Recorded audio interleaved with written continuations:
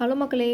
நமக்கு 12th standard ஹிஸ்ட்ரியில cover ஆகுற இந்திய தேசிய காங்கிரஸுடைய மாநாடுகள் எடுத்திருக்கோம். 1885லேருந்து 1947 வரைக்கும்.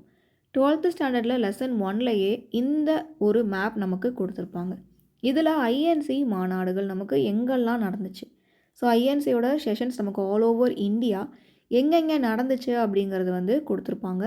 இதில ரெட் கலரில் குடுத்துருக்காங்க பாருங்க. இது எல்லாமே சிறப்பு மாநாடு. ஸ்பெஷலான இந்த செஷன்ஸை பற்றின கொஷின்ஸ் அப்படிங்கிறத கேட்பாங்க. நம்ம ஓவரால் எங்கெங்கே என்ன கவர் ஆகுது அப்படிங்கிறத பார்த்துக்கிறோம்.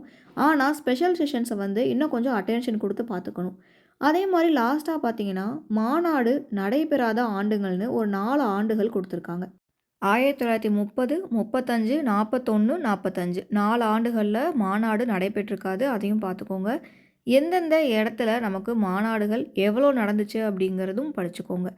ஐஎன்எம் பொறுத்த வரைக்கும் நமக்கு நிறைய இம்பார்ட்டண்ட்டான டேட்டா 12th புக்கில் தான் கொடுத்துருப்பாங்க. இனிஷியலில் படிக்கிறதுக்கு கொஞ்சம் கஷ்டமாக இருக்க மாதிரி தான் இருக்கும். நிறைய டேட்டாஸ், நிறையா நம்பர்ஸ் வந்து மனப்பாடம் பண்ணுற மாதிரி இருக்கும். போக போக நமக்கு நிறையா டைம் ரிவிஷன் பண்ணும்போது ஈஸியாக அடாப்ட் ஆயிரும். 12th நிறையா இருக்குது, லாஸ்ட்டாக படிச்சுக்கலாம் அப்படிங்கிற மாதிரி இல்லாமல் இனிஷியல்லேருந்தே படிக்க ஆரம்பிங்க. ஹிஸ்ட்ரின்னு எடுத்துக்கிட்டால் 11th 12th ஹிஸ்ட்ரி தான் நமக்கு ரொம்ப ரொம்ப இம்பார்ட்டன்ட் டிஎன்பிஎஸ்சியோட சமச்சீர் புக்ஸ் அடிப்படையில். இது நம்ம முடிச்சிட்டாலே நிறையா வந்து முடித்த மாதிரி. Thank you.